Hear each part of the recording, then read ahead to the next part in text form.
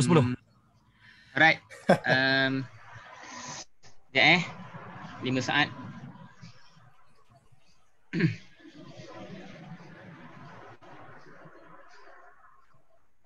Okey, Syafiq boleh teruskan.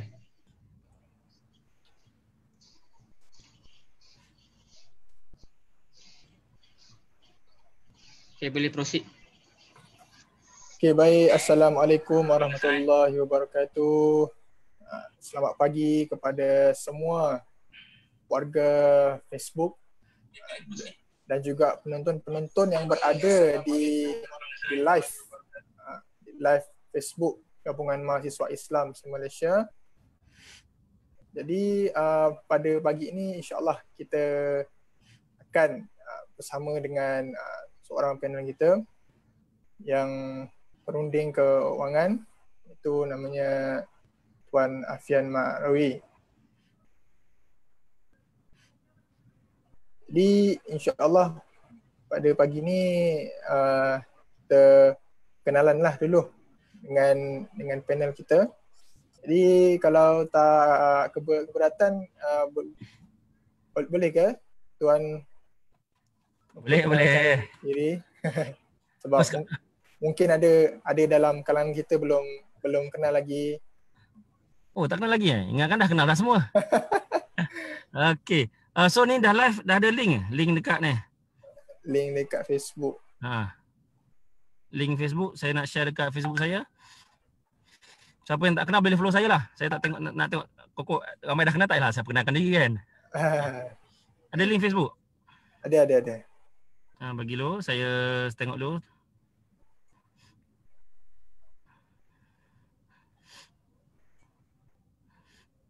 Okey, ada ni. Okey, baik. Alhamdulillah. Terima kasih semua. Dan saya ucapkan terima kasih kepada pihak penganjur yang sudi untuk menjemput saya pagi ni. Dan saya rasa sangat berbesar hati lah dijemput oleh KAMIS, Gabungan Mahasiswa Islam Semenanjung ke Malaysia sekarang ni? Malaysia. Oh, dah Malaysia. Dulu masa zaman saya Semenanjung baru. Oh, ya ke? Lebih kurang 20 tahun yang lepas lah. Okey, baik. So, jadi ini satu perkembangan baik bagi pihak mahasiswa untuk kandilkan program sebegini. Dan saya sekarang ni sebagai seorang konsultan kewangan yang terlibat dalam bidang ni lebih kurang dah 17 tahun. Oh, 17 dan saya tahun. belajar di UIA. Ni yang duduk ni tuan daripada UIA ke bukan? Saya daripada Universiti Melaya. Pelajar tawakkil. Okey, baik. Jatuh akhir Semayang. Saya dulu belajar kat UIA dan dalam bidang undang-undang, dan hari ini dah 17 tahun saya sebagai konsultan kewangan ni lah. So tuan-tuan yang baru follow, tak ramai lagi follow ni tak ramai lagi follow, ada follow live ni. Boleh follow Facebook saya Afian Mak Rawi, dan daripada situ insya-Allah tuan-tuan boleh bacalah posting-posting saya tentang kewangan, tentang kehidupan, kadang-kadang tentang politik. Dan kebetulan hari ini ialah hari pelancaran e-learning seminar bijak mancang wang. Di Facebook saya tuan-tuan boleh follow dengan harga promosi. Tadi dah habis dah, promosi dah habis. Sekarang dah harga promosi yang kedua, akan habis dalam masa 3 hari, hari ini, esok dan lusa. Sebenarnya kita buat pelancaran tu semalam. Dia punya website dia www.seminarbmw.com. BMW tu bukannya kereta BMW BMW ialah bijak merancang wang. Semalam kita buka sampai hang kita punya hosting, sampai kita terpaksa beli domain dan juga hosting baru hari ni untuk backup. Dan kita dah buat baru hari ni. Tadi pun memang ada sedikit hiccup sikit masa mula-mula kita buat pelancaran pukul 9 pagi tadi, dan dalam masa setengah jam sold out 100 orang pembeli. Masya-Allah. Sangkalah, alhamdulillah. Memang mendapat permintaan yang tinggilah ya. Alhamdulillah. Mungkin jadi faktor ekonomi kan. Sebab saya memang tak jangka pun, sebab kita tahu sekarang ni ekonomi tengah tak berapa elok kan. Dengan ramai orang yang terpaksa berhenti kerja, ramai orang yang dipotong gaji dan sebagainya. Tapi alhamdulillah, mungkin disebabkan itu kesedaran mereka tentang kewangan makin bertambah. Semakin dan celik menyebabkan kita penjualan berjalan lancar lah hari ni. Betul. Alhamdulillah. Dan sebenarnya yang bagus lah, sebab Sebab tak ramai sebenarnya mahasiswa yang concern tentang kewangan ni. Dan masa kita belajar pun kan dekat universiti tak ada pun ilmu tentang perancangan kewangan. Kan ada belajar? Tak ada kan? Ilmu tentang perancangan kewangan. Ada pun dalam sesetengah subjek dan satu topik je lah. Bukan tak ada pun mana ada belajar detail pasal beli rumah, beli kereta, kan? Tak ada. Cara berhutang, cara takaful, memang tak ada lah. Tak ada. So kalau dapat Gamis perjuangkan benda ni supaya dapat mendidik mahasiswa untuk belajar tentang kewangan. Sebab apa? Ramai anak muda sekarang yang bawah umur 30 tahun dah diisytiharkan bankrupt. Bayangkan. Kan? Kalau tak kena gaya memang macam tu lah. Sepatutnya tadi soalan pasal ta'aruf saya kan? Ya, betul. Jadi sebelum kita mulakan dulu, kepada sahabat-sahabat yang sedang menonton, sekarang ni sudah pun 34 orang menonton. Ya, 34 ni saya memerlukan bantuan kalian semua untuk share, like dan follow dan sebagainya kepada rakan-rakan yang masih tidur ataupun yang sedang menunaikan ibadah. Boleh sambil-sambil kita menonton live Facebook ini. Okey, baik Tuan Afian, kita pergi kepada soalan yang pertama. Okey, baik. Sudah menjadi lumrah lah jika berlakunya wabak dan bencana di dunia ataupun di sesebuah negara, ekonomi itu pastinya akan terjejas lah, bermula di pasaran saham sehingga kepada perniagaan kecil-kecilan. Seperti kita tengok harga price stok pun akan jatuh, dan manakala mereka yang berniaga secara kecil-kecilan pula tidak dapat untuk meneruskan perniagaan mereka. Jadi kesannya daripada ni adalah sangat penting untuk merancang perbelanjaan lah. Jadi apa pandangan Tuan mengenai bagaimana untuk merancang perbelanjaan keuangan ini pasca daripada COVID ni? Andai kata PKP ditamatkan, bagaimana untuk rakyat Malaysia, khususnya para graduan, untuk merancang perbelanjaan ini? Okey, baik. Pertama sekali kalau kita tengok keadaan semasa kita hari ni, dia bukan berlaku secara tiba-tiba sebenarnya. Apa yang berlaku hari ini sebenarnya Allah dah bagi signal sebelum beberapa tahun lagi. Kita tengok harga petrol contohnya kan, harga petrol sekarang jatuh teruk sampai ada tempat yang sampai negatif harga dia, bukannya harga minyak mentah, bukan harga petrol, harga minyak mentah kan sampai negatif baru ni 2 minggu lepas, kecoh. Harga getah jatuh, harga sawit jatuh. Sebenarnya bukan baru tiba-tiba harga ni semua jatuh, bukan. 2-3 tahun lepas dah berlaku dah pun kejatuhan komoditi dunia, dan kita di Malaysia dah terkesan. Sebab apa? Sebab kita ialah pengeluar sawit, kita pengeluar minyak mentah, kita pengeluar getah dan sebagainya. Jadi cumanya ia diburukkan lagi dengan COVID-19, coronavirus yang menjadi pandemik, yang diisytiharkan pandemik oleh WHO. Dan sebenarnya kalau ikutkan sejarah, tak banyak virus wabak yang diisytiharkan sebagai pandemik ni. Mana kata bila dah diisytiharkan sebagai pandemik tu, sebenarnya dah nampak dah ada potensi untuk ekonomi semakin lumpuh. Dan ternyata betul ekonomi dunia seluruhnya, hampir seluruhnya lumpuh. Kita tak payah pergi jauh. Kita tengok dekat Malaysia macam mana dengan bila kerajaan mengisytiharkan MCO, keluar macam-macam pandangan. Oh, apa ni? Nanti kan macam mana ekonomi, macam mana kerja, cari nak pergi office. Memang kita tak pernah berlaku. Saya pun sepanjang 40 tahun hidup ni tak pernah lagi mengalami situasi yang seburuk ini. Masa berlaku krisis ekonomi 1997, 98 pun saya masih lagi kecil. Dan masa tu tak sampai pun tak boleh keluar rumah kan. Kalau kita tengok krisis ekonomi hari ni, dia bukan setakat ekonomi. Kat Malaysia terutamanya, kalau krisis ekonomi sebenarnya pernah berlaku krisis ekonomi Asia 97, pernah berlaku subprime 2000 dan sebagainya. Kita juga berlaku krisis kesihatan serentak. Sebenarnya kat Malaysia pernah berlaku krisis kesihatan, tapi taklah serentak dengan krisis ekonomi. Contoh macam krisis SARS dan JE, krisis apa lagi, dan adalah sesama burung kan, krisis kesihatan, wabak yang tersebar. Tapi tak serentak dengan ekonomi. Dan hari ni satu lagi, kalau tuan-tuan perasan, berlaku satu lagi krisis yang serentak juga, iaitu krisis politik. kan, perubahan daripada kerajaan lama dalam PRU 15 lepas daripada BN kepada PH, kemudian 2-3 bulan lepas dari PH pula kepada PN, Perikatan Nasional. Jadi tiga krisis ni jalan serentak. Bayangkan kita manusia, cuba bayangkan kena 3 serangkai. Kena kencing manis, kena sakit jantung, kena darah tinggi serentak. Mesti ada beza antara orang yang kalau kena salah satu, betul? Dan kalau orang tu kena kencing manis saja ataupun orang tu kena jantung saja. Tapi kalau kena serentak 3 serangkai, impact dia berbeza. Jadi nak tak nak kita kena prepare. Kita nak tak nak memang kena prepare for the worst. Dijangkakan ekonomi ni akan pulih at least 2-3 tahun lagi. Dan vaksin pun akan ditemui dalam hujung tahun, dikabarkan begitu.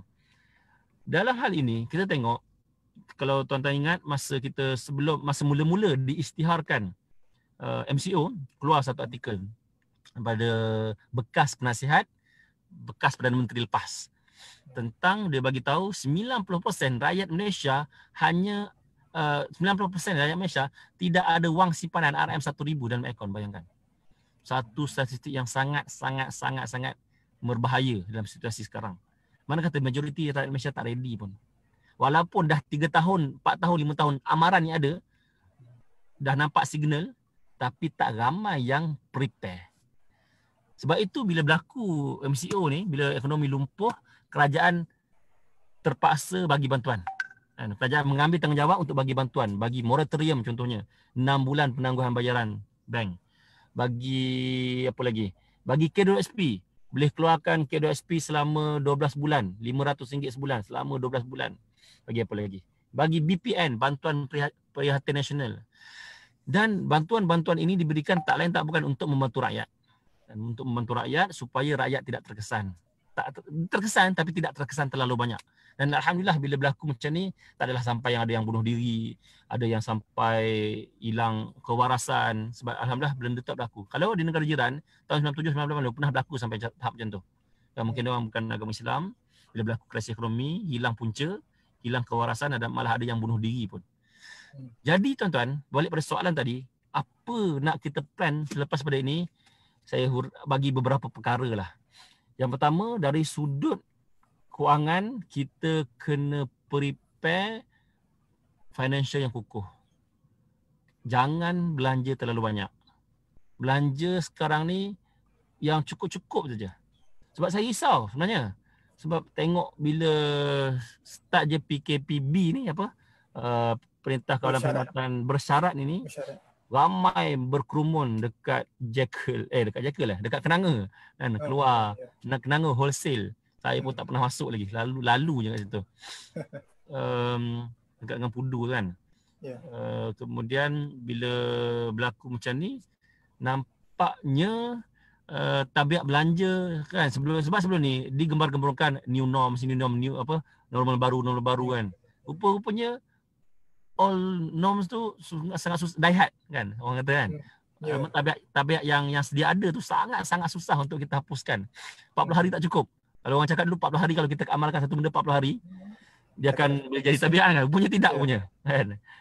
Jadi saya agak risau sebenarnya apa yang berlaku, sebab seolah-olah macam 40 hari kita berkampung, 40 hari kita ber-PKP, berkuarantin sendiri di rumah ni, tak memberi impact kepada tabiat belanja dan sebagainya.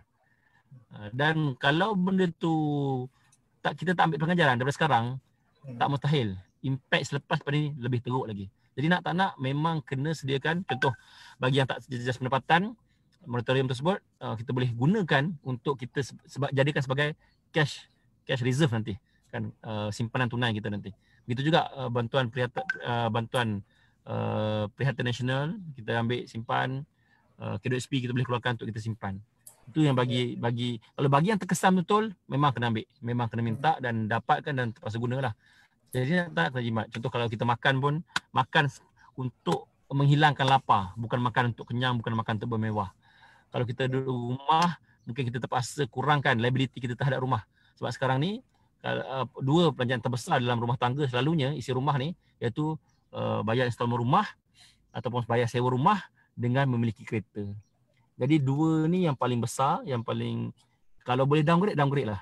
Downgrade maksudnya mungkin pindah ke rumah yang lebih kecil, tukar kereta yang lebih kecil supaya tak memberi impak selepas ini. Itu antara benda awal lah. Dan satu lagi, ambil kesempatan yang masih lagi berada di rumah, yang masih lagi boleh bekerja dari rumah, ambil kesempatan untuk timba ilmu tentang keuangan.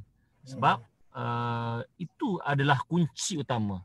Kunci utama dalam merancang keuangan tak lain tak bukan ialah ilmu pengetahuan.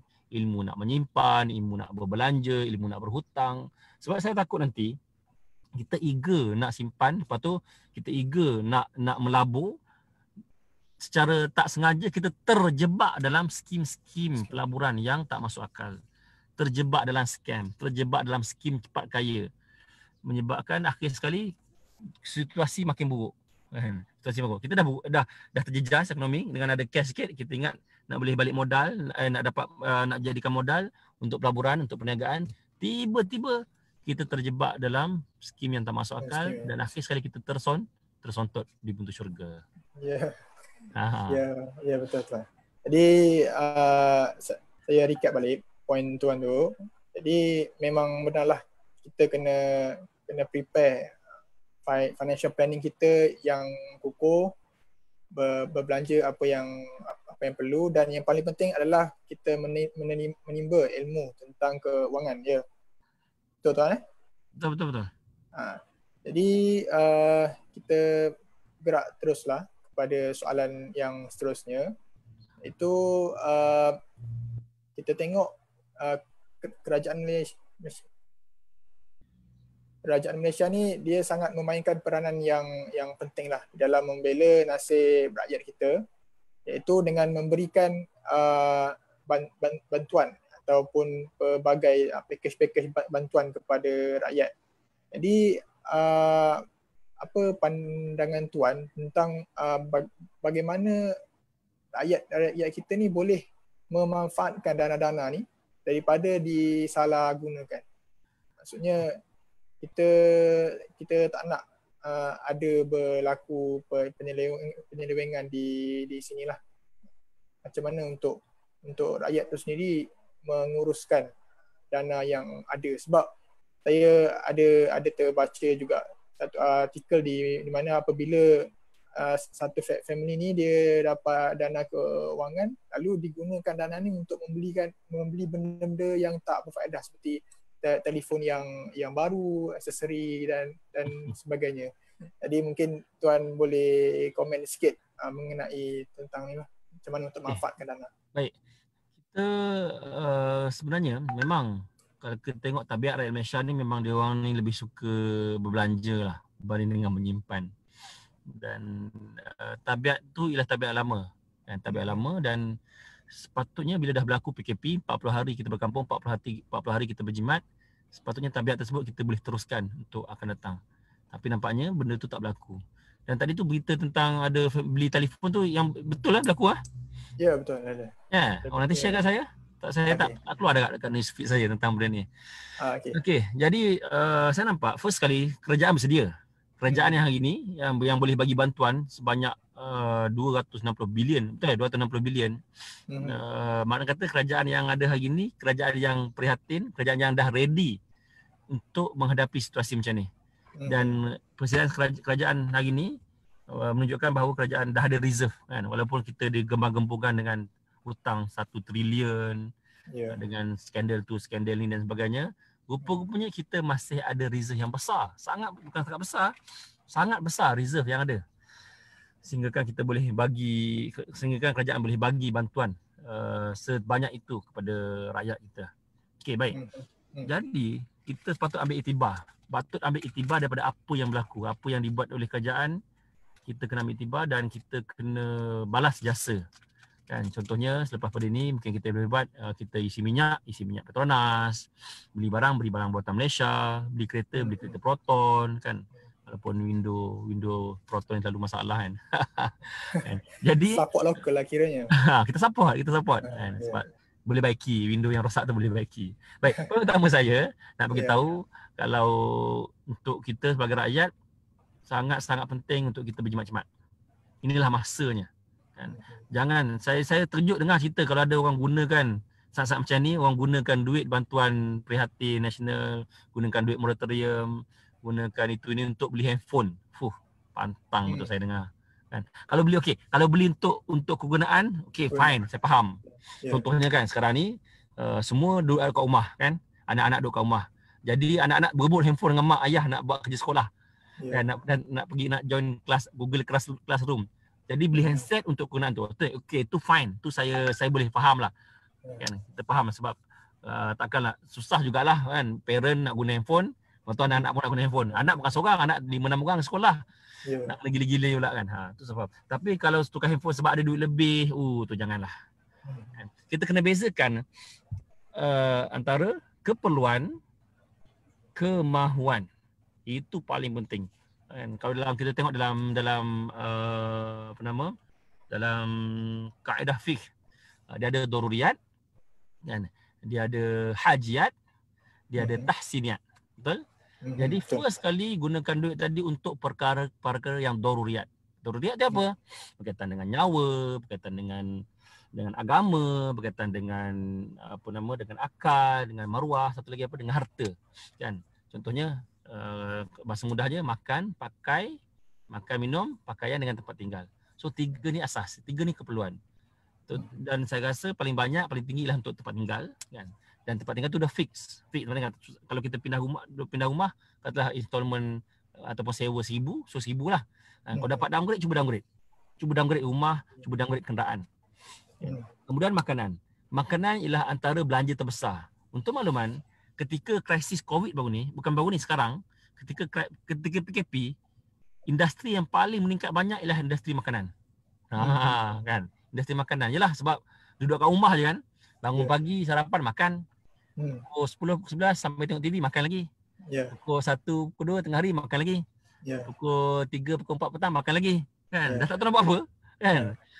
Dia ada potensi untuk membesar di situ. Itulah pasal. So industri makanan pun meningkat. Sehingga kan roti Gardenia sampai habis lah. Dan terpaksa meningkatkan production sebanyak 5%. Jadi poinnya ialah industri makanan tak terjejas, malah meningkat. Walaupun ada yang terjejas, macam yang ada restoran kan. Tapi dia orang masih lagi buat delivery contohnya. Jadi poin yang saya nak highlight ialah untuk kos makan, cuba untuk jimat jugalah. Mungkin boleh masak sendiri, mungkin bawa bekal ke tempat kerja. Itu antara cara untuk kita jimatkan. Cuba bayangkan kalau satu hari kita dapat jimatkan RM10. Cuba kali, sebulan berapa? RM10 kali 30. Ke 300. Kan? Cuba bayangkan 300 kali 12 bulan. Dah berapa? 300 kali 12. Kira lah sendiri ya. Saya tak dapat nak kira. 3,600. Itu baru RM10 sehari. Kan? Baru RM10 sehari. Cuba bayangkan kalau RM20 sehari, kalau RM30 sehari dan seterusnya. Itu cara kita untuk kita tukar mindset kita. Cuba kita bayang macam ni lah. Selalu saya buat analogi macam ni. Saya buat macam kita disturb orang. Contohlah, kita beli, ada orang tu selalu sangat pergi ke Starbucks kan, pergi ke coffee house kan. Sekali minum, sekali duduk situ bukannya RM2-3, at least RM10, RM20. Jadi cuba kita bayangkan kalau hari-hari kita buat macam tu, kita jimat. Kalau kita hari-hari yang tabiat sebelum ni kita selalu makan luar kan, yang belanja kadang-kadang yang tak perlu sangat pun, yang belanja RM10, yang nampak kecil je, RM10, RM20, mungkin nampak tak besar kan. Banyak kalau kita ada duit dalam poket, tiba-tiba tercicir RM10, RM20. Perasan tak agak-agak? Tak perasan kan? Tak perasan. Kadang tak perasan pun tercicir RM10, RM20. Percayalah dalam poket memang ada RM10, tercicir RM10, tu kita perasan. Kan? Tapi kalau kita ada contoh, kita keluar 200-300, lepas tu kita belanja-belanja, tercicir RM10, tak perasan pun duit RM10, RM20 tu kan? Ya, betul. Bayangkan, duit tak perasan ini, sebenarnya, kalau kita betul-betul jaga, kita betul-betul pelihara, kita boleh kumpul banyak. Contoh macam tadi lah. Bayangkan kalau RM10 sehari, kita konsisten, kita setiap hari kita belanja dekat Starbucks ke, kat coffee house ke, beli ni yang RM10 yang tak perasan tadi, sebenarnya setahun kita belanja RM3,600. Banyak tak RM3,600? Banyak. Siapa nak bagi setahun sekali RM3,600? Starbucks nak bagi. Starbucks diri sendiri. Jadi itu contohnya lah. Contoh macam mana kita kena tukar mindset. Sebab tak ramai orang ada mindset macam tu. So nak ada mindset macam tu, kena ada ilmu. So nak ada ilmu, kena belajar. Jadi hari ni tuan-tuan hadir program ni yang dibuat live oleh Khamis ni pun ialah satu proses pembelajaran secara live. Dan tuan-tuan bolehlah follow saya Facebook Fian Marawi dan juga boleh juga dapatkan e-learning seminar bijak merancang wang. Dekat saya punya blog pun ada link tu, tuan-tuan boleh klik dan tuan-tuan boleh dapatkan dengan harga yang sangat-sangat murah, yang sangat-sangat tak masuk akal. Sebab ada yang dah beli dia kata murah sangat ni. Patutnya saya ada dalam package e-learning tu ada 17 video. Ada 17 video tentang kewangan daripada pelbagai topik dan ada e-book ada 30 topik. Jadi ada yang kata ni murah sangat ni. Dia beli masa promosi tu. Dia kata murah sangat ni. Dia kata patut jual satu video RM10. 17 video paling kurang RM170 dia kata. E-book murah tu. Lah. So hari ni tuan-tuan boleh tengok tadi kita dah buka kebetulan hari ni. Masa 30 minit dah habis sold out 100 yang pertama beli. So, masih pembelian masih lagi promosi masih lagi berjalan selama 3 hari. Hari Jumaat, Sabtu, Ahad. Ahad dah akan ditutup, jadi tuan-tuan boleh rebut peluang untuk dapatkan e-learning tersebut. Yang tu pertama kali saya buat e-learning ni, dan sebelum ini sebenarnya saya dah biasa buat training, ceramah, seminar, bengkel dan sebagainya seluruh Malaysia. Tapi ada juga yang tanya bila nak buat kat sini, bila nak buat kat situ. Saya tak sempat lah, saya tahu macam-macam lah kan alasan orang. So apa saya buat ialah saya buat video, dan kemudian video itu tuan-tuan boleh dapatkan dengan harga yang sangat-sangat berbaloi, dan tuan-tuan boleh beli dan tuan-tuan boleh ulang. Sambil boleh tengok TV sambil dengan anak-anak ke, nak tengok kat handphone sambil sahur ataupun buka puasa. Okey, baik. Kepada penonton-penonton yang ingin mendapatkan produk-produk ataupun package daripada kita punya panel ni, maka boleh terus kepada Facebook ya. Okey, tuan, kita ada beberapa soalan di dalam kita punya Facebook Live ni. Baik, soalan yang pertama, apa persediaan yang perlu kepada mahasiswa untuk menghadapi krisis ekonomi selepas tamat belajar nanti? Okey, baik. Bagi pertama sekali, selalunya lah orang yang baru grad, dia constantly lah nak cari kerja, betul? Kan? Betul. Cari kerja. Jadi sekarang ni bukan masanya untuk cari kerja, tuan-tuan. Bukan masa untuk cari kerja. Masa sekarang ialah untuk mencipta kerja. Mencipta peluang. Saya ambil contoh, dalam paper 2 minggu lepas. Seminggu lepas saya baca dalam sinar harian online tentang seorang ibu tunggal yang sebelum ni dia bekerja dengan sebuah restoran. Sebelum PKP dia bekerja di sebuah restoran. Dia bekerja di sebuah restoran sebagai pelayan mungkin ataupun sebagai tukang masak, tapi disebabkan PKP restoran terpaksa tutup. So bila PKP restoran terpaksa tutup, dia terpaksa duduk kat rumah dengan anak dia dan duit belanja habis. Dan kemudian bila sampai dapat bantuan BPN, dia cepat-cepat ambil dan terfikir dengan anak dia terfikir nak buat apa duit ni, kan, nak berniaga apa ni, macam mana nak kembangkan duit ni. So apa dia buat ialah dia terfikir satu idea bisnes, iaitu tolong jual barang dapur, kan, macam ikan, ayam, sayur. Tapi kalau beli kat pasar, jual balik mungkin margin tak besar. Apa dia buat ialah dia jual barang basah yang dah siap siang. Memang sangat menarik idea tersebut. Memang barang-barang keperluan dia jual, mana kata contoh dia beli ayam, dia siang. Maknanya dia supply pada kawan-kawan kawasan kampung dia dengan harga yang dah siang, contoh. Kan? Ikan dia beli siang jual. Sayur dia siap paket, siap potong-potong, mungkin bawang dah potong siap kupas, timun dah siap potong. Tak tahulah, wallah alam lah, kan. Tapi model bisnes dia ialah barang dapur, barang basah yang dah siap siang. Memang rupa-rupanya sambutan sangat menggalakkan. Sangat menggalakkan sehingga kan dia terpaksa upah orang. Bayangkan, terpaksa ajak orang cari pekerja untuk tolong siang, tolong basuh, dan juga terpaksa upah runner untuk hantar pula. Kalau dulu mula-mula dia seorang dengan anak dia. Mungkin dia pergi pasar, mungkin dia dengan anak dia pergi pasar, balik rumah siang-siang sendiri. Lepas tu tolong anak dia tolong hantar lah orang ni kan. Dia just daripada grup WhatsApp je. Tapi sekarang ni makin menggalakkan punya sambutan. Kisahnya berlaku kat Melaka, sangat power lah. Kan? Kisah ni berlaku kat Melaka sehingga kan dia terpaksa permintaan terlampau banyak, jadi dia terhad sampai terpaksa ditambah pekerja. Jadi poin saya kepada para mahasiswa kat luar sana, tolong tolong cipta pekerjaan. Cipta pekerjaan. Tak sempat dah nak cari bukan tak sempat. Tak ada dah peluang pekerjaan sekarang ni. Orang sekarang bukan nak bekerja, nak buang pekerja lagi ada. Nak tutup syarikat lagi ada. Itu yang berlaku tuan-tuan. So nak tak nak kena cipta pekerjaan. Dan saya nampak yang paling mudah dan rendah kosnya ialah yang berbentuk perkhidmatan. Perkhidmatan. Cari sendirilah macam tadi lah kan. Dia perkhidmatan dia lah perkhidmatan menyiang makanan. Kan? Makanan pun sebenarnya boleh juga jual makanan kan. Jual sandwich ke contohnya. Apa lagi? Kalau tuan-tuan nak lebih rendah kos, mungkin dropship. Satu lagi. Tuan-tuan boleh join affiliate. Affiliate tahu affiliate? Produk digital. Contoh tuan-tuan join affiliate saya, seminar BMW tu. Baru saja lancarkan hari ini. Esok akan buka untuk affiliate. Jadi tuan-tuan boleh daftarkan sebagai ejen affiliate dan kemudian tuan-tuan promosi je. Ada orang beli, dapat commission. Ada orang beli, dapat commission. Itu dia. Jadi sebut tentang apa nama tadi kita sebut tentang sandwich tadi kan. Kan. Saya teringat ada satu kisah ni dekat Thailand berlaku seorang jutawan ni. Jutawan saham, broker. Dia memang ada bilion harta, kan, ada syarikat yang banyak, harta tanah yang banyak. Ketika krisis ekonomi 1997-1998, mata wang baht jatuh teruk. Saham-saham Thailand jatuh teruk dan dia bankrupt. Dan kemudian apa dia buat ialah dia meniaga sandwich. Bayangkan sandwich. Sedangkan sandwich bukanlah makanan asasi pun dekat Thailand.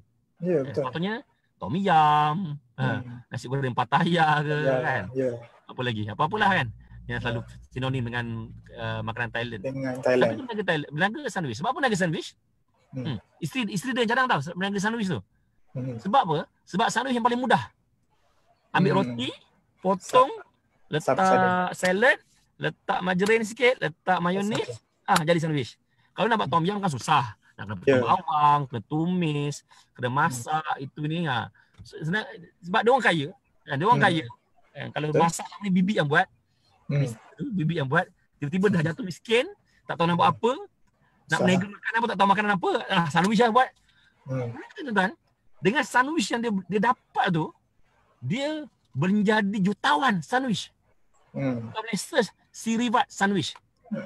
Jutawan sandwich. Jutawan. Saya pernah tulis artikel tentang benda ni. Tuan-tuan boleh search afian.com.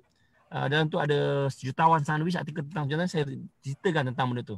Bayangkan, maknanya poin saya nak highlight kepada tuan-tuan ialah sebenarnya kita perlu kreatif mencipta pendapatan. Kena kreatif mencipta pendapatan. Dan benda ni kena latih daripada zaman belajar. Kalau yang masih belajar tu, kena berlatih dalam belajar.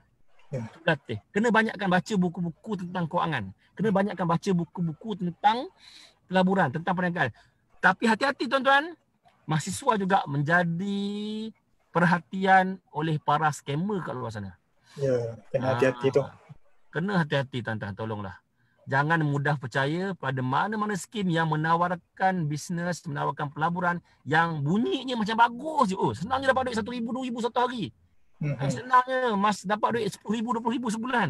Kalau betul lah boleh buat duit goyang kaki, kalau boleh buat duit 1,000, 2,000 satu hari, sepatutnya orang yang ajak kita tu tak payah ajak kita dah.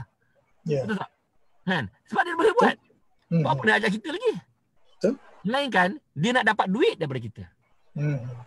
Tips saya bagi tips sikit, tak tahu dah ada soalan ke belum. Kalau orang ajak, contoh ada orang ajak. Bagi modal 1,000 contoh. Selepas tak sebulan dapat 10,000 dia kata. Dia kata kan, contoh bawa dapat 2,000 ke, dapat 500 setiap bulan ke. Cakap dia macam ni. Bro, macam ni lah. Engkau ajak aku join. Apa kata? Aku pinjam duit engkau. 1,000 tu aku pinjam duit engkau, nanti aku dapat 5,000 aku bayarlah engkau balik. Guna ayat. Cuba guna ayat macam tu. Tengok dia orang respon macam mana. Okay. Nampak. Okay. Nampaknya mahasiswa sudah tiba masanya untuk kita cipta pekerjaan lagi dan bukan lagi membuang masa untuk kita mencari pekerjaan. Okay, baik, kita pergi kepada soalan yang seterusnya.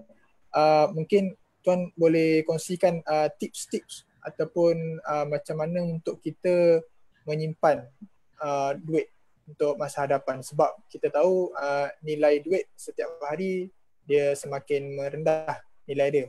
Jadi mungkin tuan ada tips lah untuk kita simpan ataupun trik-trik untuk kita simpan duit ni. Okey, baik.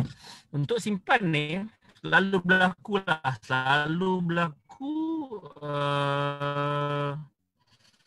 dia simpan macam ni. Dia bukan simpan. Dia contoh macam ni Contohlah. Dia simpan 100. Setahun dapat 1,200. Contohnya kan.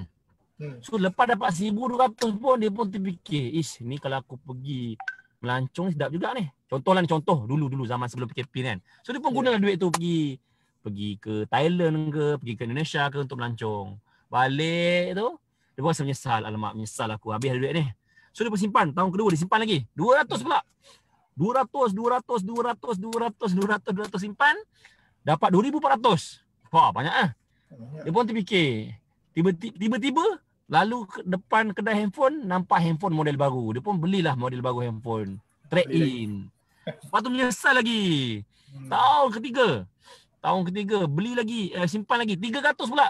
Simpan. Dapat 3,600. Apa pula laku? Tiba-tiba nak tukar sport rim pula. Contoh. Kan? Itu ramai orang berlaku macam tu. Betul tak? Setuju tak? Ramai tak? Kalau ada tolong komen. Berlaku tak macam tu tuan-tuan? Simpan lepas tu pecahkan tabungnya. Ya tuan-tuan. Benda ni tuan-tuan kena nampak tau. Apa matlamat kita nak menyimpan? Apa setujuan kita nak menyimpan ni? Kenapa? Adakah kita simpan sebab nak pakai setahun sekali nak beli handphone? Setahun sekali kita nak pergi melancong? Setahun sekali kita nak itu nak ini? Kalau itu sajalah kita punya matlamat, sangat bahaya. Kena tengok masa jangka panjang. Jangka masa panjang, kita hari ni umur berapa? Contoh mahasiswa umur 20. Kan? Akan grad umur 1, 22, 23 nanti. Tuan-tuan kena letakkan satu target. Nak bersara nanti, 40 tahun nak bersara nanti, berapa simpanan yang tuan-tuan ada dalam akaun dana persaraan. Itu yang tuan-tuan kena target dulu. Clear tak? Itu yang tuan-tuan kena target daripada awal, daripada sekarang ni, untuk dapat dana persaraan pada umur 60. Itu benda penting yang tuan-tuan kena target. Supaya tuan-tuan boleh nampak dalam minda tuan-tuan tercapai. Cuba bayangkan, kita daripada KL contoh, daripada KL nak pergi Johor Bahru. Kan?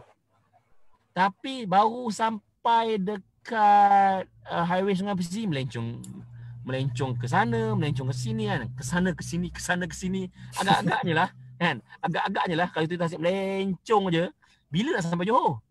Kan?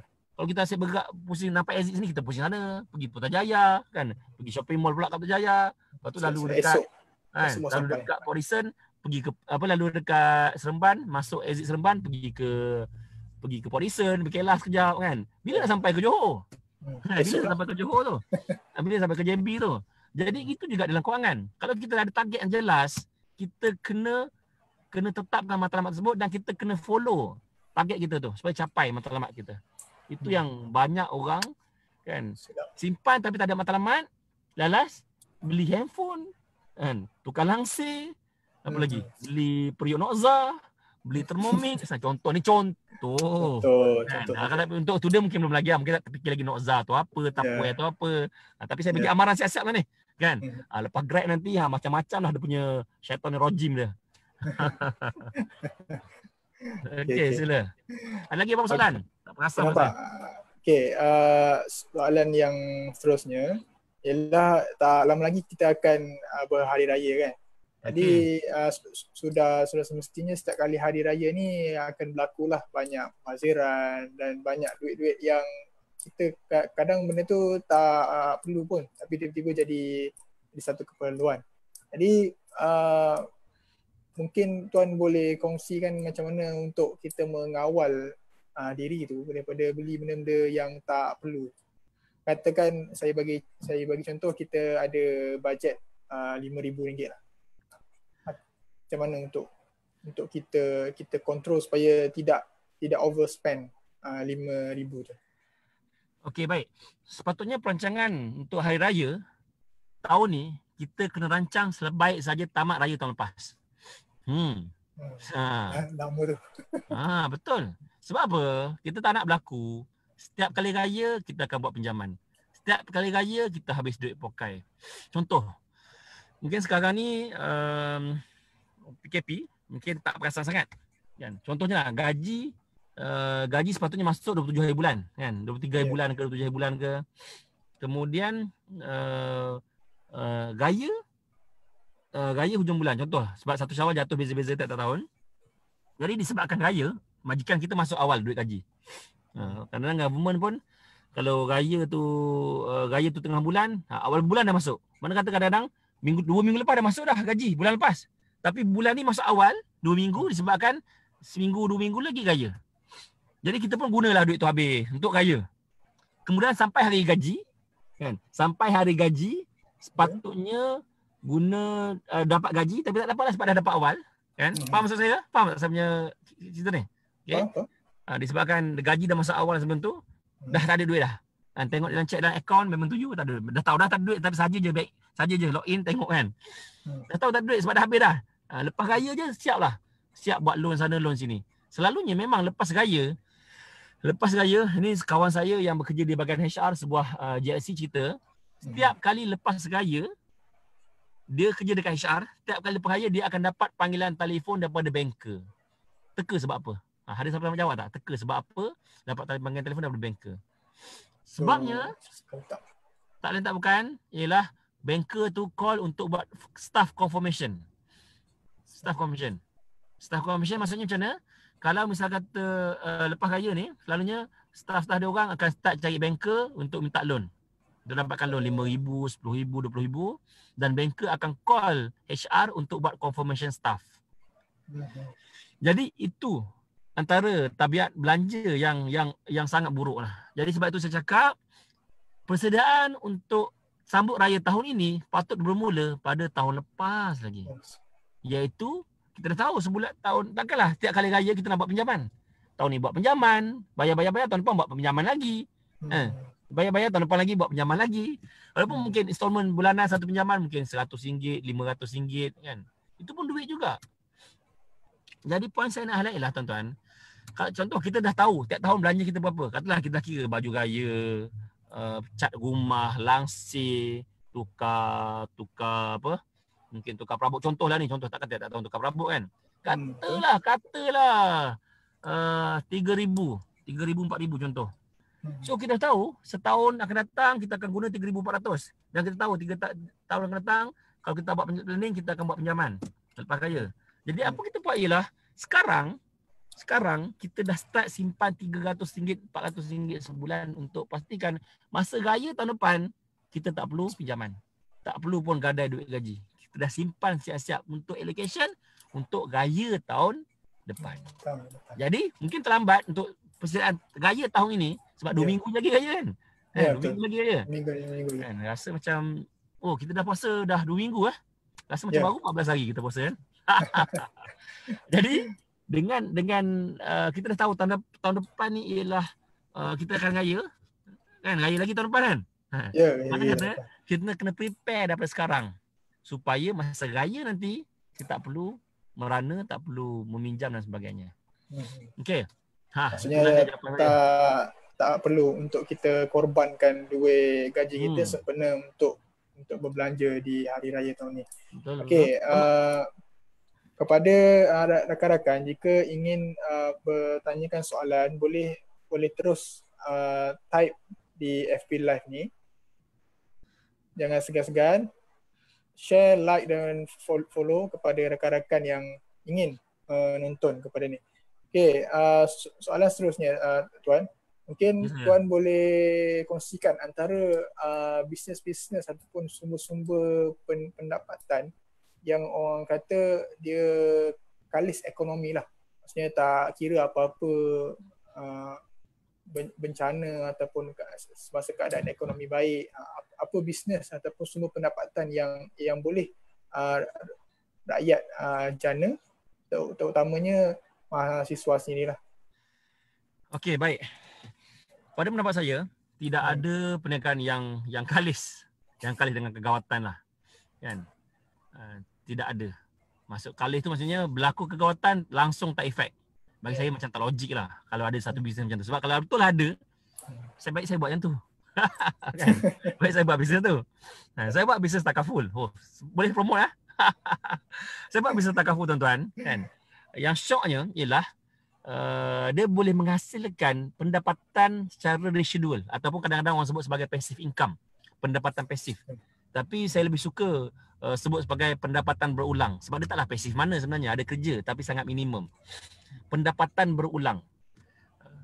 Jadi bila berlaku PKP ni, walaupun tak dapat keluar dari rumah, tapi pendapatan kita yang dijana oleh tahun lepas masih lagi berjalan. Tapi saya tak cakap benda ni akan berkekalan. Saya cakap benda ni kebal.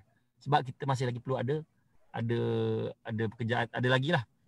Contohlah macam hartanah. Dulu orang cakap, hartanah ni pelaburan tak yang susah nak rugi kan. Kalau kita buat sewa rumah, dapat sewa tiap-tiap bulan. Tapi tengok sekarang, bila orang hilang pendapatan, nak bayar sewa pun susah. Kan, terpaksa minta diskaun kan bila tengok tuan rumah boleh dapat moratorium contohnya. Jadi poin saya nak highlight tuan-tuan, kita kena ada, yes, kita kena ada bisnes. Dan sebab kalau ikutkan bisnes pun ialah sunnah Nabi Muhammad SAW pun ialah seorang peniaga. Walaupun ialah mungkin dia bukan sunnah sebab dia buat berniaga sebelum dilantik sebagai rasul. Tapi itu ialah pekerjaan para rasul dan nabi. Kan, menternak dengan berniaga. Jadi mungkin kita boleh ambil iktibar daripada kisah tersebut. Kita kena berniaga walaupun kita ada kerja, makan gaji, kita kena juga sediakan backup berniaga tadi. Dan balik pada soalan tentang apakah bisnes yang kalis, ekonomi, selalunya nak katakan tidaklah kalis. Tapi sektor makanan. Sebab apa? Sektor makanan ni sektor yang sektor keperluan. Sebab apa? Waktu ekonomi baik, orang makan, betul? Betul. Waktu ekonomi meleset pun, orang tetap makan. Jadi makanan tetap dicari. Dia tak ada bisnes, bukan bisnes makanan tu kalis, tapi kalau kita buat bisnes makanan, kita kena kreatif untuk ubah model bisnes jika berlaku kegawatan ekonomi. Contoh selama ni kita buat restoran, bila berlaku PKP, terpaksa tutup restoran. Kalau ada orang yang langsung tak boleh nak bekerja.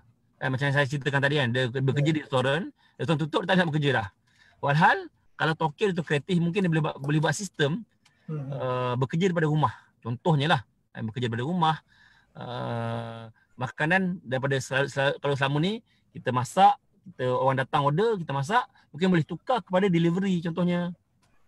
Jadi kita kena kreatif. Dan mungkin juga satu idea, mungkin buat 2-3 cabang bisnes supaya kalau satu terjejas ada backup lain. Tapi tak semestinya saya cakap semua kalis. Sebab ada kes juga, ada orang macam saya ceritakan jutawan Sanawis tadi, dia ada sektor, dia ada saham, dia ada hartanah, dia ada syarikat macam-macam, syarikat saham dia pegang. Tapi sekali kena rate, sekali datang tsunami ekonomi yang dipanggil waktu tu dipanggil Tom Yam Gong krisis ekonomi Thailand tu, habis semua lumpuh, habis semua syarikat dia terpaksa tutup, habis dia bankrupt. Bayangkan tuan-tuan. Okey. Okey, lagi soalan. Okey, kepada rakan-rakan mahasiswa, jika ada soalan lagi boleh lontarkan dalam Facebook Live ni. Sila. Jangan malu, jangan segan, silakan.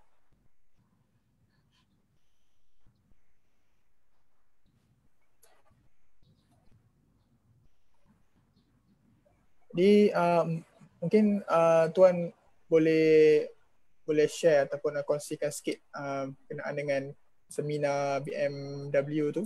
Okey. BMW. Okey, dalam konten dia okey, saya lukis sikitlah jap. Saya try cuba try join. Tak apalah.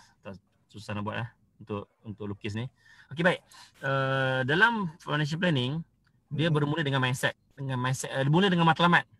Kan? Kita nak jadi kaya ke contohnya, nak kumpul duit, nak pergi haji, nak kumpul duit beli rumah, nak kumpul duit itu ini, persaraan dan sebagainya. Lepas kita dah ada matlamat, kita kena ada mindset yang betul tentang kewangan. Sebab ada mindset yang betul inilah, barulah kita boleh rancang kewangan kita dengan baik. So dalam perancangan kewangan ada 7 perkara. Ada 7 perkara penting yang saya gariskan dalam e-book dan saya gariskan dalam video. 7 perkara penting itu apa? Pertama sekali ialah aliran tunai. Itu yang pertama sekali, aliran tunai. Aliran tunai itu apa? Duit masuk, duit keluar. Income tolak expenses. Itu paling penting dalam perancangan kewangan. Sebab apa? Dari situlah boleh hasilkan benda-benda lain. Dari situlah boleh hasilnya simpanan. Dari situlah boleh hasilnya pelaburan. Sebab duit yang dia dapat itulah yang kita susun dengan baik, kita belanja dengan betul, kita boleh invest, kita boleh simpan. Okay, baik. Pertama. Yang kedua, dalam e-book saya, juga dalam video seminar saya, disebut sebagai Allahumma salli Muhammad, net worth, nilai aset bersih. So dalam net worth ni, modul net worth ni, kita belajar tentang macam mana nak mengurus aset, nak mengurus hutang. Supaya taklah nanti hutang terlampau banyak. Tak padan dengan gaji kita, cash flow kita. So dua ni tuan-tuan, cash flow dengan net worth adalah asas dalam perancangan kewangan. Pusing kat mana pun, apa saja kita nak buat pun, dia tak akan lari daripada dua benda ni. Dua benda ni sangat penting. Kemudian, selepas selesai dua modul ni, modul yang ketiga ialah tentang simpanan. Tadi ada orang tanya simpanan kan? Dan tu ada modul tentang macam mana kita nak menyimpan, kat mana kita nak menyimpan, apa beza simpanan, apa beza simpanan dengan pelaburan, apa beza simpanan dengan takaful. Itu adalah modul yang ketiga. Modul keempat apa dia? Modul keempat ialah protection, perlindungan. So dalam modul protection ini kita kongsikan tentang macam mana nak memilih takaful yang betul. Sebab apa? Kalau kita ada duit simpanan saja, kalau berlaku musibah kecil, kita boleh guna duit simpanan. Contoh duit hilang, kereta rosak, paip bocor, kita boleh guna duit simpanan. Dan the worst scenario kenapa kita ada simpanan, at least kita kena ada 3 bulan gaji simpanan. Kalau gaji kita 3,000, kita kena ada 9,000. Kalau ada gaji 5,000, kena ada 15,000. Kenapa kita kena ada simpanan sebanyak 3 bulan? Sebab kalau berlaku musibah, kalau berlaku kena berhenti kerja, kita ada masa untuk kita survive selama 3 bulan. Itu tujuan dia. Kenapa kita perlu ada 3 bulan gaji. Itu model yang ketiga. Model keempat, perlindungan tadi. Perlindungan pula, kita perlukan takaful untuk protect kita punya aset kita punya income kita. Sebab bukan semua benda cukup dengan saving. Betul tak? Ada 3 musibah besar. 3 musibah besar yang kalau berlaku akan impact dalam kehidupan kita. Yang saya sebut dalam modul saya sebagai financial disaster. Malapetaka keuangan. Apa dia? Death, disable dengan disease. Death, kematian. Boleh kerja lagi tak? Mati, dah tak boleh kerja dah. Betul tak? Lumpuh, boleh kerja lagi tak? Tak boleh kerja dah. Bukan setakat tak boleh kerja, tapi kita masih kita terpaksa ditanggung oleh orang lain untuk survive, betul? Kan? Terpaksa makan, terpaksa minum, tempat tinggal, tapi kita dah tak ada duit. Sebab apa? Tak ada kerja. Kalau meninggal tadi, tak perlu dah makan minum kan? Tak perlu dah tempat tinggal. Yang kedua, kalau berlaku TPD, lumpuh, masih lagi perlu makan minum dan sebagainya. Yang keempat, kita sebut sebagai disease, dread disease. Sakit kritikal. Contoh kanser, stroke, apa lagi? Jantung. Kalau kita kena semua ni, kena serangan jantung, kena diabetes, kena kanser, boleh kerja lagi tak agak-agak? Tak boleh kerja dah kan? So bila tak boleh kerja, boleh gaji lagi tak? Tak boleh gaji. Lah kena penyakit, tak boleh kerja. Lepas tu masih terpaksa pula ditanggung oleh orang lain. Macam lumpuh tadi, makan, minum, tempat tinggal. Dan kemudian kos pembelajaran kita untuk perubatan bertambah. Sebabkan sakit tadi. Jadi kadang-kadang sakit kita lebih teruk daripada meninggal, lebih teruk daripada lumpuh. Jadi apa persediaan kita? Paling mudah, paling murah dengan melanggan polisi takaful. Sebab kalau kita tengok statistik, saya baru baca 2 hari lepas, belanja di hospital swasta 70% ditanggung oleh cash. Dikeluarkan oleh secara cash. 70% pelanggan hospital swasta tanggung kos belanja disebabkan menggunakan duit cash.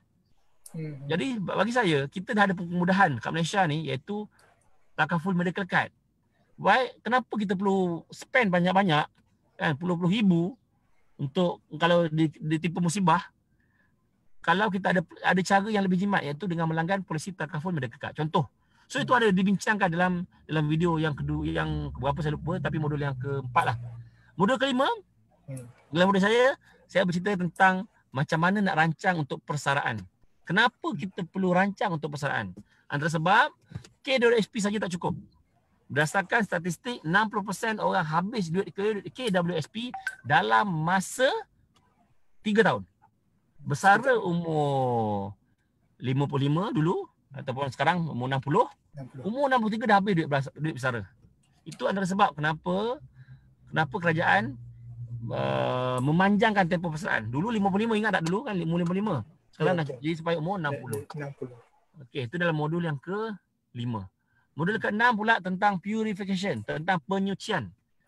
Dalam topik penyucian ni, kita bincangkan tentang segala harta yang kita miliki, segala harta yang kita ada juga bahagian orang lain. Kita kena bersihkan, kita kena sucikan melalui kaedah zakat. Dan dalam masa sama juga, daripada zakat kita ada sedekah, ada hibah dan sebagainya lah yang kita, maknanya kata kita nak bersihkan harta kita. Dan kemudian selain pada itu, ada juga milik kerajaan melalui kaedah cukai. Kan, cukai pendapatan terutamanya. Dan akhir sekali, topik tentang distribution ataupun inheritance, tentang harta pusaka, tentang faraid, tentang wasiat, tentang harta sepencarian. Itu yang kita bincangkan dalam modul yang ke-7. Kau tuan-tuan tengok 7 modul ni, dia terbagi pada 3 bahagian. 3 bahagian apa dia? 2 yang basic. Cash flow dengan net worth. Itu ialah basic. Semua orang akan ada basic ni. Mesti ada hutang, mesti ada duit belanja, ada gaji. Okey. Kemudian bahagian kedua, 3 benda. Apa dia? Saving, protection dengan investment. Ini ialah long term planning. Dan juga bukan sekat long term, mid term pun ia, short term pun ia juga. Itu bahagian kedua. Dan akhir sekali, dua yang terakhir apa dia? Purification, zakat tadi, dan juga distribution, inheritance, pewarisan. Ini ialah hereafter planning. Perancangan untuk akhirat. Itu dia 7 modul yang kalau tuan-tuan pernah datang saya punya ceramah, pernah datang saya punya training, seminar, itulah modul yang saya bawa. Dan kalau tuan-tuan pernah menjadi konsultan, pernah jumpa dengan konsultan infak konsultansi, itulah juga yang dipresent, itulah juga yang dikongsi oleh konsultan-konsultan di infak kepada para pelanggan. Jadi tuan-tuan, dalam video tersebut, dalam e-learning tersebut, ada video yang tuan-tuan boleh dengar, boleh duduk, tengok, dengar kalau malah nak baca. Dan kalau rajin, boleh juga ada e-book tu dah 3 tahun, 4 tahun dah kita jual. Dan dalam e-book pun ada juga, tuan-tuan boleh baca dan dengar juga. Okey? Rakan-rakan boleh dapatkan e-book di website. Kemudian kita mungkin soalan yang last sekali, boleh ke? Boleh. Lebih sikit lah. Lebih sikit Kemudian soalan, sejauh mana keperluan mahasiswa untuk buat pelaburan saham? Baik. Kebetulan tadi baru saja Haji Asri, mentor saham kita kan, ada call saya. Dia nak buat sesi live minggu depan insya-Allah. Betul pula ada soalan tentang saham ni. Baik, dia sebenarnya macam ni. Isunya bukan saham ataupun apa. Saham ke, emas ke, SCB financing ke, forex ke, apa lagi. Macam-macam jenis Forex haram Jangan melabur kat forex haram kat Malaysia. Ya, forex haram. Lagi. Emas ke, hartanah ke, bukan itu isunya. Unit trust ke, bukan itu isunya. Isunya ialah kita ada ilmu tak nak melabur. Kalau ada ilmu, pergilah. Sebab kadang-kadang ada orang, kita perlu melabur saham ni sebab saham boleh untung banyak. Dia pun pergi melabur. Dia tu rugi. Apalah saham ni? Saham lah pelaburan paling merugikan dan sebagainya.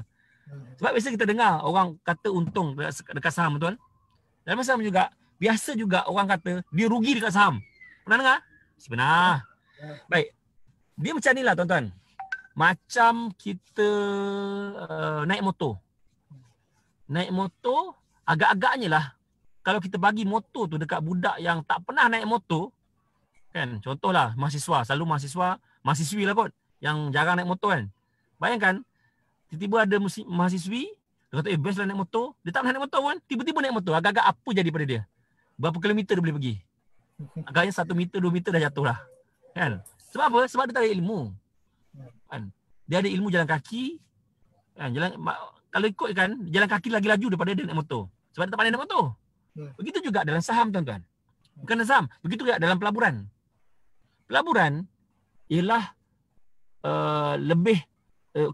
simpanan dengan pelaburan. Simpanan tadi kita kena ada berapa? Kita kena ada 3 bulan gaji kan? Jadi nak simpan 3 bulan gaji kena ada disiplin. Nak simpan 3 bulan gaji kena ada komitmen. Dah cukup 3 bulan gaji, dah ada 3 bulan gaji, orang ni ada duit lebihan, barulah duit tu boleh gunakan untuk pelaburan. Sebab apa? Dia dah ready. Dan ready tersebut bukan sekadar modal, kena ready dengan ilmu. So duit lebihan tadi boleh gunakan untuk datang training, datang kelas, belajar tentang pelaburan. Barulah kita boleh melabur. So bila dah ada ilmu, barulah kita berani untuk melabur saham ke, emas ke, hartanah ke, itu ialah kenderaan. Kenderaan. Contoh mudah, saya suka buat analogi daripada KL nak ke Johor tadi. Dan kita kat KL, nak pergi ke Johor ada berapa jalan? Kita boleh naik bas boleh, kan? Naik kereta sendiri pun boleh. Naik flight pun boleh contohnya. Naik komuter, ada komuter ke Johor. Ada lagi kan? Itu dah ada ya, saya tak perasan pula. Okey, itu contohlah, contoh. Itu contoh. Jadi begitu juga dalam pelaburan. Pelaburan kita ada tujuan, ada matlamat itu untuk persaraan, contoh persaraan ke, nak beli rumah ke dan sebagainya. So nak ke sana kita boleh pilih pelbagai kenderaan. Jadi kita ada kenderaan saham, kenderaan emas, kenderaan unit trust, kenderaan hartanah. Jadi setiap kenderaan tu berbeza-beza kosnya, berbeza-beza ilmunya, berbeza-beza komitmennya. Jadi kalau kita nak naik kereta, kita kena ada kereta, kena bayar installment kereta, kena tahu cara isi minyak, dan paling penting kena tahu cara drive kereta. Betul? Begitu juga dalam pelaburan. Kalau kita nak pelabur dalam saham, kita kena tahu saham tu apa. Kita kena belajar fundamental analysis, technical analysis, kena kaji chart dan sebagainya. Jadi poin saya kepada tuan-tuan semua, terutamanya yang tanya soalan tadi, bukannya soal saham dan sebagainya, apa saja pelaburan. Yang penting ialah ilmu kita tentang pelaburan tersebut. Sebelum melabur dalam saham, belajar ilmu saham. Sebelum melabur dalam hartanah, belajar ilmu hartanah. Sebelum melabur dalam emas, belajar ilmu emas dan seterusnya. Okey, harap menjawab soalan. Okey, nampak mahasiswa, nampaknya kita bukan sekadar belajar di universiti. Selepas kita tamat universiti, kita masih ada banyak lagi yang perlu kita teroka dan teruskan belajar. Dekat universiti, tak ajar ilmu cari duit tuan-tuan. Ya, betul. Kalau universiti tak belajar, tuan-tuan kena cari universiti lain. Kena cari University of Life. Baru ada. Universiti Tuan Afian lah. Boleh. Okey tuan, nampaknya masa sudah pun mencemburui kita, sudah pun pukul 11. Jadi mungkin ada kesimpulan ringkas lah untuk menutup kita punya perkongsian pada pagi ni. Okey, baik. Kesimpulannya untuk para mahasiswa kat luar sana, jangan tunggu grad baru nak cari ilmu. Jangan tunggu grad baru nak cari kerja. Jangan tunggu grad baru nak cipta peluang. Daripada sekarang dah kena ready. Apa nak buat sebelum grad nanti? Apa nak buat selepas grad nanti? So dah kena buat sekarang, kena plan sekarang dan buat sekarang. Dan kalau tuan nak berniaga, tolonglah. Jangan buat bisnes yang tuan tak tahu hujung pangkal, kan, dengar orang cerita untung terus join. Sebab kebanyakannya banyak juga scammer dalam bentuk MLM. Tak maaf saya cakap, dalam bentuk MLM, dalam bentuk networking yang target dia ialah student. Kan? Targetnya ialah student. Tolonglah. Tolong. Bukan masanya. Untuk kena hati-hati. Dan yang kedua, kalau nak buat bisnes, carilah bisnes yang memerlukan modal yang sangat minimum. Dan kalau boleh, ketiga, ceburilah bidang yang berbentuk perkhidmatan dengan kemampuan tuan-tuan. Contoh perkhidmatan, perkhidmatan membuat website, perkhidmatan buat design, perkhidmatan kelas mengajar contohnya, kan, kalau ada yang pandai mengajar matematik boleh offer. Sekarang ni saya nampak ni saya baru terfikir ni, kan, sekarang ni mahasiswa mungkin ada terperangkap kat rumah kat kampung ataupun terperangkap kat mana-mana, sekarang dah boleh keluar PKPB ni. Dan sekarang dalam masa sama student ni terperangkap kat rumah, tak boleh nak kelas pun secara online. Kadang-kadang dia terhalang lah sebab beza kot kalau guru kat depan-depan dengan guru kat depan laptop, kan, ada beza kan. So mungkin boleh offer pada jiran-jiran, pada makcik-makcik bawang kestaman tu, kan, contohnya boleh offer pada orang yang ada anak sekolah, cakap nak offer jadi cikgu tuition contohnya. Jadi itu juga mungkin antara peluang yang boleh mahasiswa tadi ambil peluang lah, kan. Cari peluang, jangan cari alasan. InsyaAllah dalam setiap krisis pasti akan ada peluang. Inna ma'al usri yusra fa inna ma'al yusri yusra. Itu saja. Wabillahi taufiq wal hidayah. Wassalamualaikum warahmatullahi taala wabarakatuh. Assalamualaikum warahmatullahi wabarakatuh. Baik, terima kasih atas perkongsian yang sangat membuka mata dan bermanfaat bagi kita semua. Jadi sekian saja daripada slot pengurusan ekonomi diri daripada Gabungan Mahasiswa Islam Malaysia. Teruskan menonton, like, follow dan share page Gamis, dan jangan lupa untuk dapatkan e-book daripada Tuan Afian ni. Jadi saya tutup dengan ini dengan Assalamualaikum warahmatullahi wabarakatuh. Waalaikumsalam warahmatullahi wabarakatuh.